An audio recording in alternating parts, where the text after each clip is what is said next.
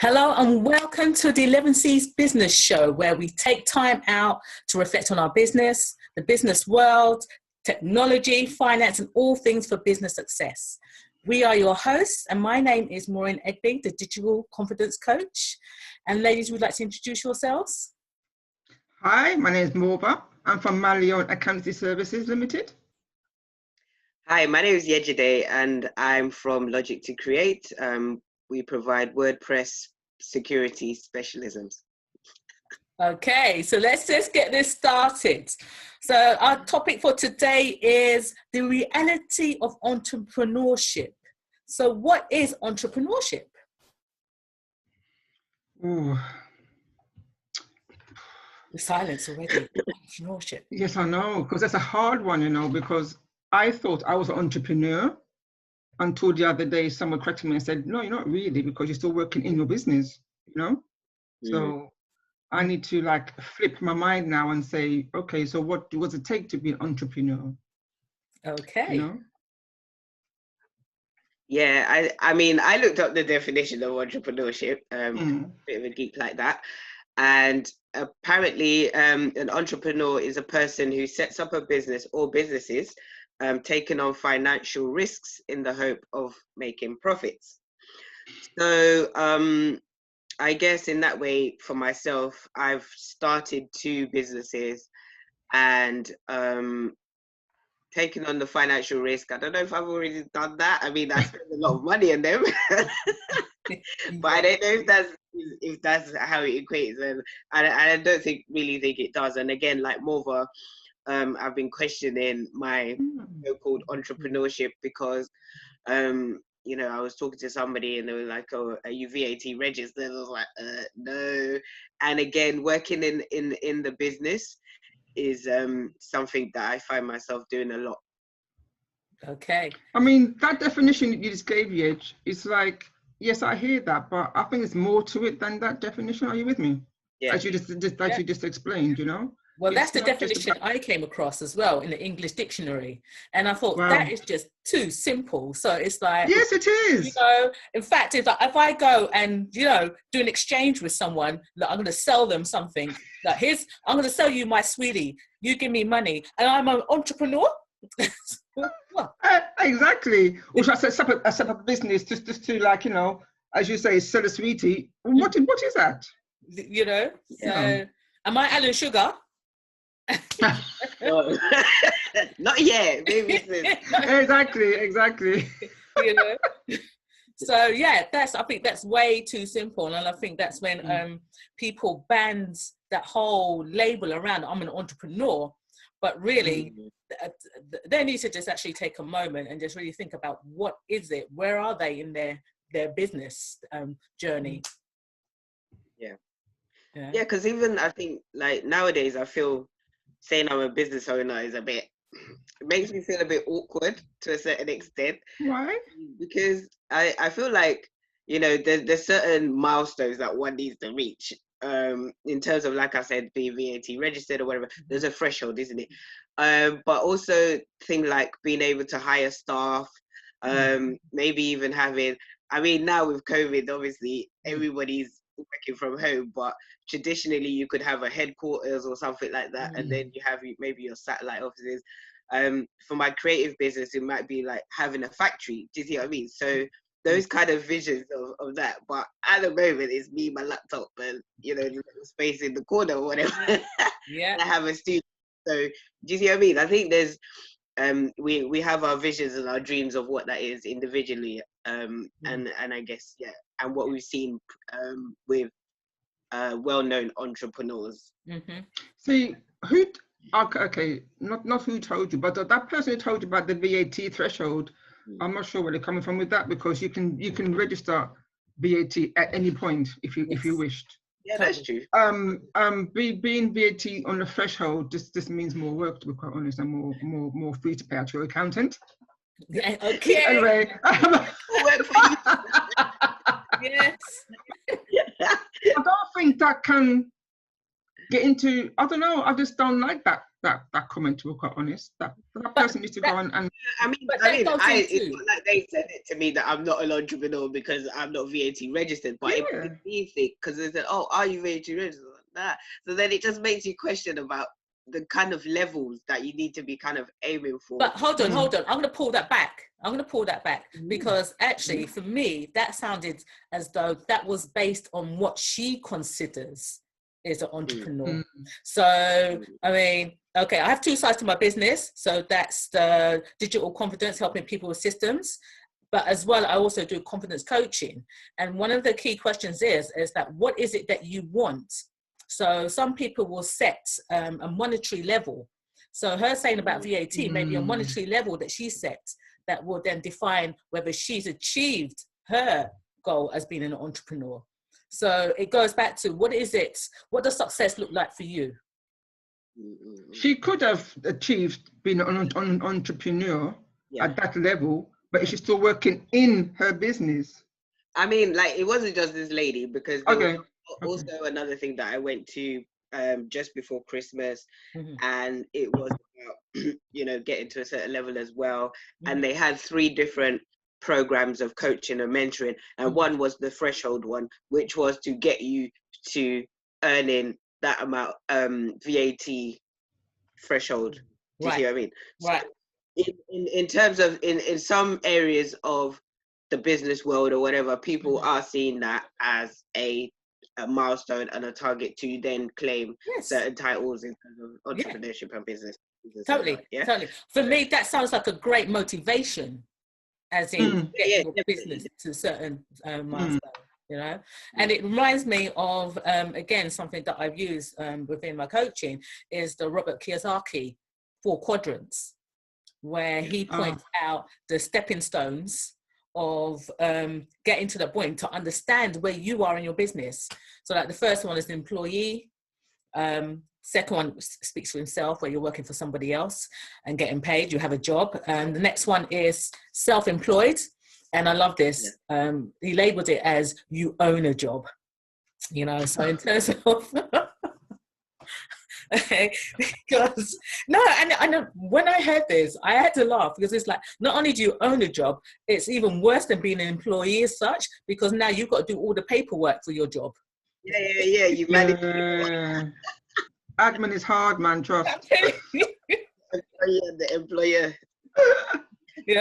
But when I look at it, the benefits though are that as an employee, as a self-employed person, you can set your worth, your values, what you charge, whereas being an employee, it's set for you, and you've got boundaries around you.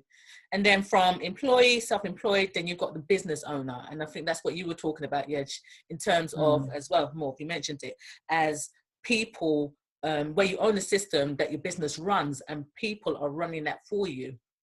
You're managing, making sure that everything is running well.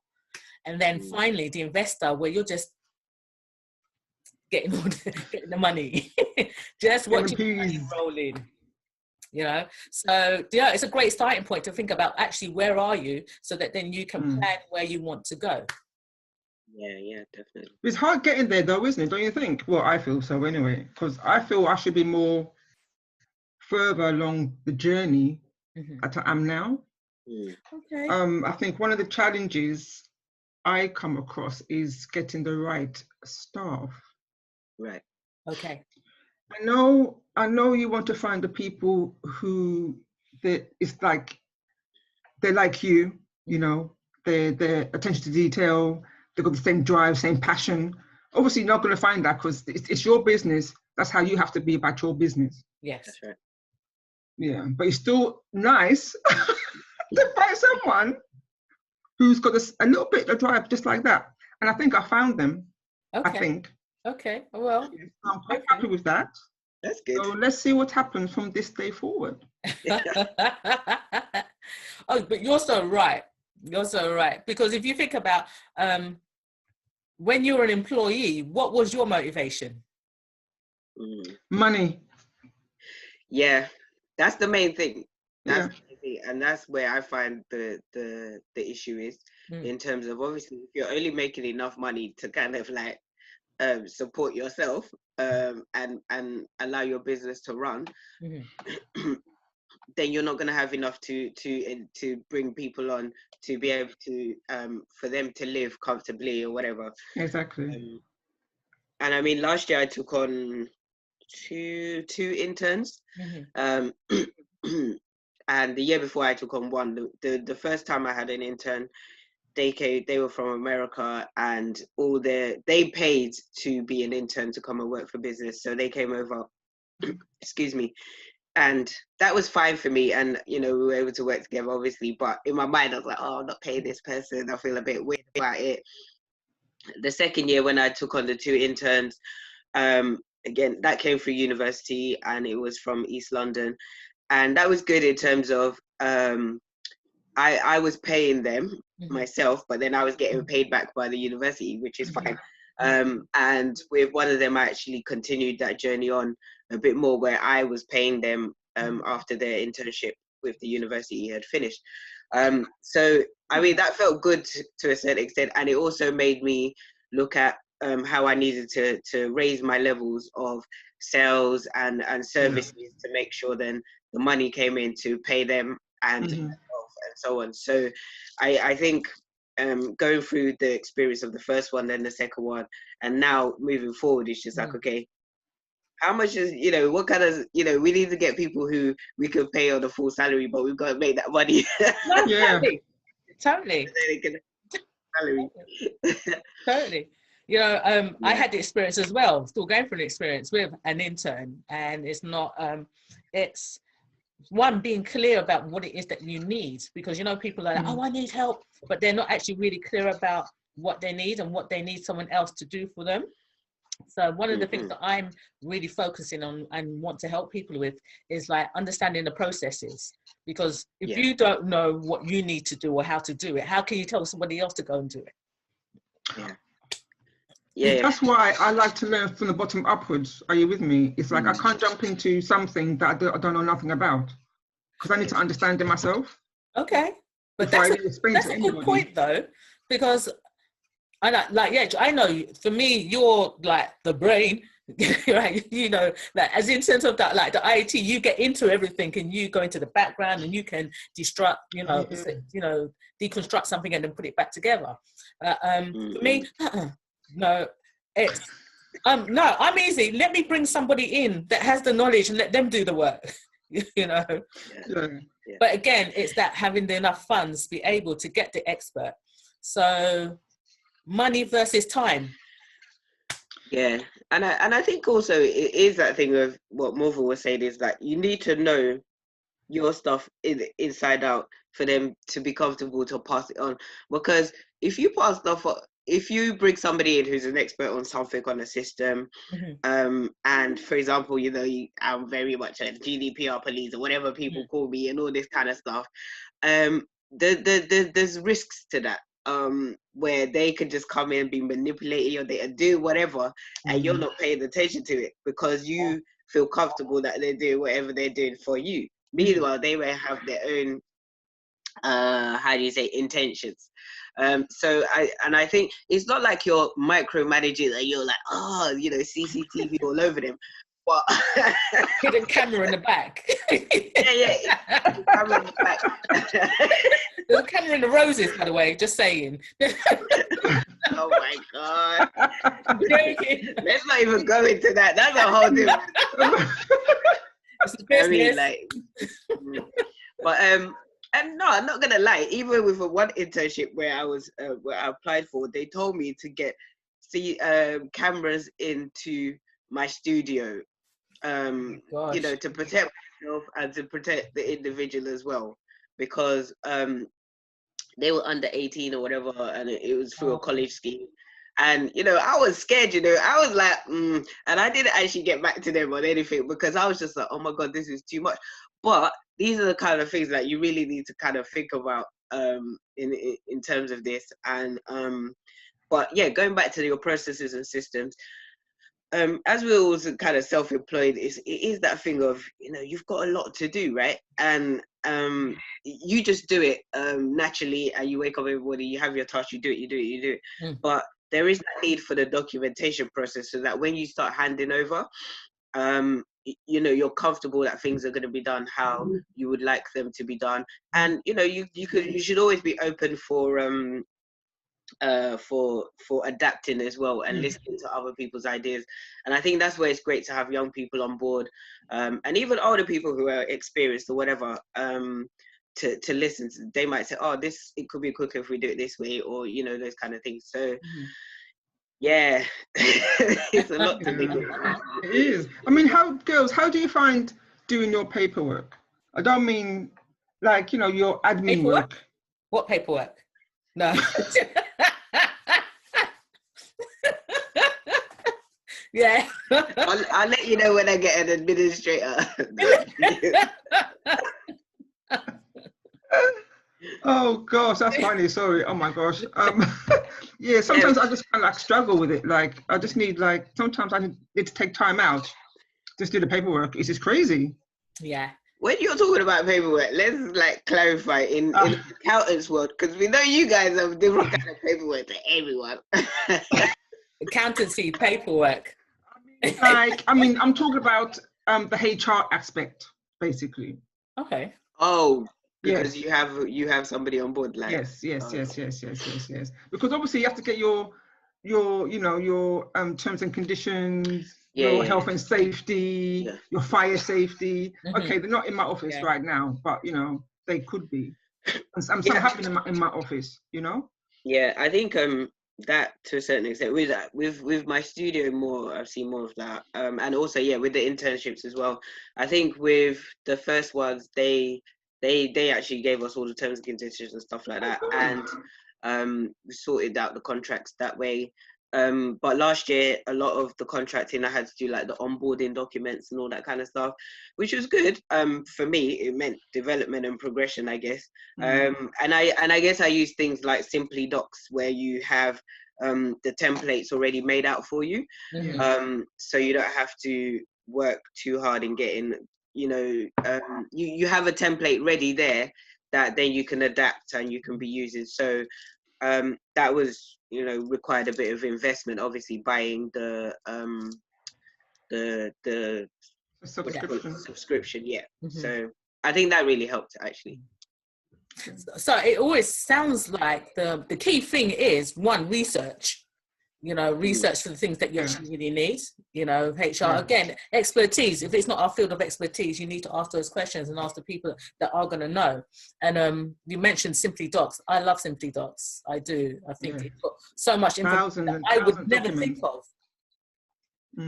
You know, I think this is like, hopefully for everyone that's watching this, that this is an opportunity to also pick up those kind of pointers as well, because it's only until you start talking about different things and that different challenges and issues that we learn from each other, and we can share, you know, knowledge and information that can help us be more successful in our businesses too. Yeah, definitely. So, well, I'm going to actually say this because yesterday you haven't said it, that if anybody wants to find out more about Simply Docs, I was just getting the link to put into the thing. Okay. I'm multitasking there. Listen, I'm using my entrepreneurship there. I think I need my, you know. Don't worry, you'll get your referral fee later. But let me at least drop the link first, though. Hey. So while yesterday's doing that, Simply Docs is a great subscription, a great place where you can get lots of documentation that's going to support you for the success of your business, and making sure that you keep in line with know what you need to know to do certain things, but also be compliant. And especially GDPR. Yes, GDPR, being compliant. All right, so have a check it out. Yeah, just put in the link in. Okay, so that well. All right, so while you do that, question.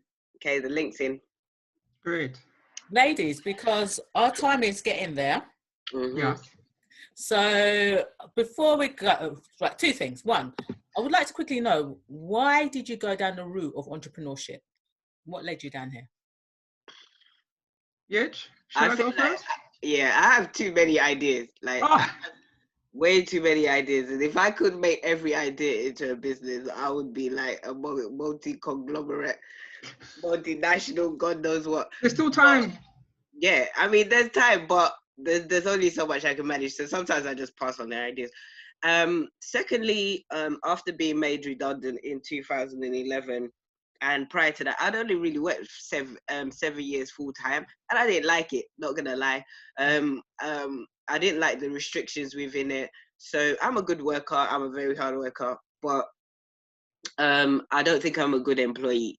So that's just it. Like I'm always gonna be battling and questioning everything, which I think we should be able to do in our lives. Do you know what I mean?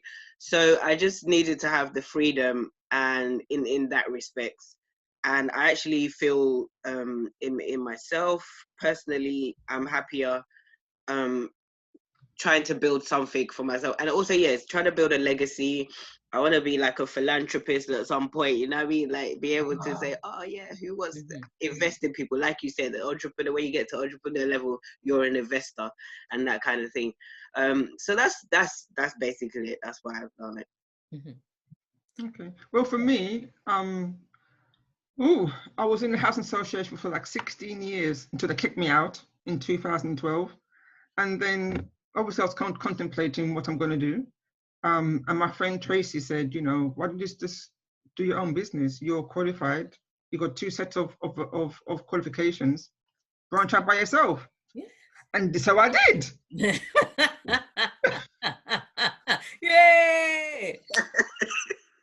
And you're a rather great and brilliant accountant. Oh, thanks. So, Thanks. I'll pay you later. See, that's how it all works, everybody. Yeah. I would just like to say, Mum was such a great accountant that when you want to plan a party, she will ask you what the budget is first. That's the first question, and then afterwards she'll bake cake for you. That's her side. There you go. Good. Well, I was like, oh, let's do a party. And she's like, what's the budget? I was like, wait, what? That's Not it. even, what's the set list? How many people have got? What's the budget? So, no, but that was good for me anyway. Like, you know what I mean? Budgets are very important. I mean, I'm sure we're going to do it. Oh, yes. Definitely. More for taking the help. Yeah. But yeah, Maureen, same question to you. Like, why did you go into it? Do you know what? I mean, it's a long story, but short. I'm going to write my book now. So like Morv, I was working for the local authority, and I'd always, had the idea of always wanting to have my own business, and but I was comfortable in the job.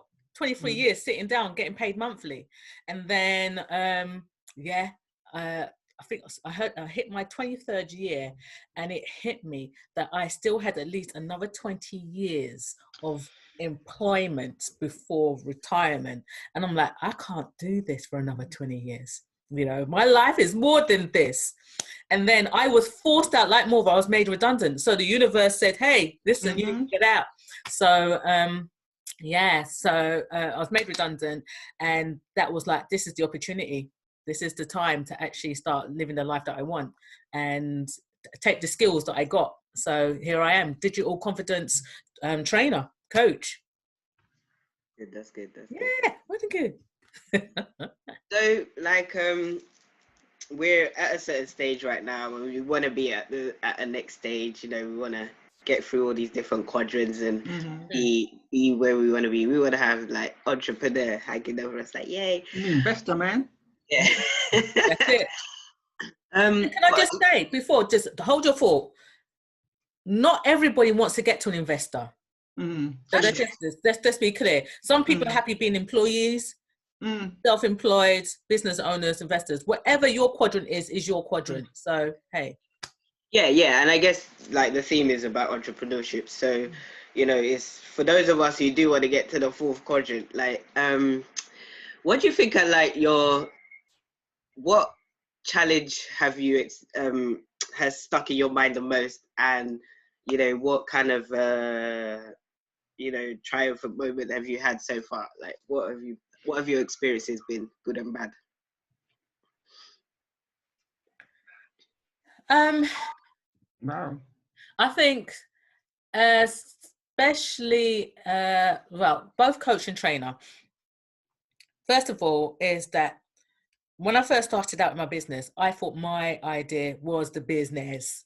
You know, everybody was going to come running and flocking. It's like, how could how could they resist this thing that I've got to offer?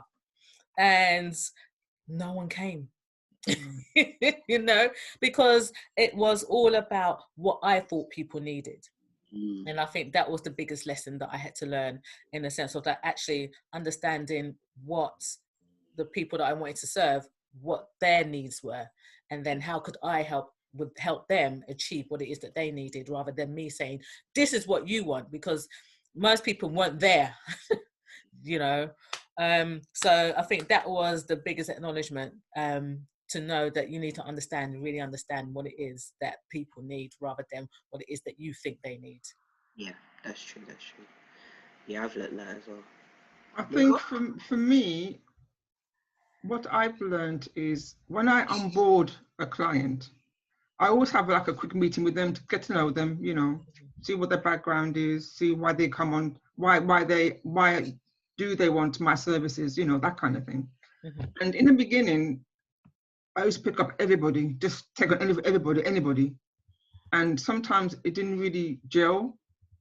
So from the point where I realized, you know what, I need to sit back, think about what I want from my business, and try and get those kind of clients. Are you with me? Like, although I do get on with all my clients, don't get me wrong, but it's like, I think I want to go into a particular niche now, not just have you know, a big conglomerate, as you said, of you know, clients. Yeah, it's hard to explain, but it's like I just need to understand what kind of clients I want to go in the future, basically. Right. Yeah. Yeah. You don't have to say yes to everybody. Exactly. Yeah. Exactly. I think that's where and we have to wrap up very quickly, but I think that's where I found challenges in trying to be everything for everyone. And I think I found that in my first business that I started, which was a virtual assistant business, and I feel like that was actually a really great business. I made quite a good profit on that, and mainly because in 2012 it was still a bit of a novelty in the UK, so it was really quite easy to network and engage with people because they didn't know what it was, and you know, it was great. But being the kind of person that I am, and from a couple of my clients who were just like, yeah, and because of their needs as well, they needed me to be in person kind of assistant as opposed to a virtual one. So I was spending more time with them, and you know, and then the more I got to know them and whatever, my services kind of changed in terms of helping them build this and build that. So I think a lot of them are like, oh, I'm a bit confused in terms of how you're marketing yourself and how you're projecting yourself. So I had to revisit all of that, and that's where Logic to Create came out of it. And then also I've got YA Creates, and I think trying to do too many things at once without having established a proper formula for the first one that you can translate into any business. And that's what one of my mentors told me, that once you get it right in one business, then you can put it into anything else. So I think I was trying to do everything at once and then strip it back and then gain it, strip it back and forth. But now I've kind of like, understood what I need to do, and who for as well. Your target audience and your niche is very, very important. But yeah, I think that's where we've been. Well, listen, ladies, I think we've had a great 11Cs. Yes, thank you so much. Yes, guys, drop us some comments and follow us on our @ that we've put in the chat as well. We'd love to hear from you. And, you know, hopefully we see you again next week. Yes. What day? Next Tuesday. Tuesday. At what time? 11 o'clock. That's the 1-1. Okay, guys, that has been brilliant. Again, as we said, keep in contact and look out for us. Yeah, take care. Take Bye. care. Bye.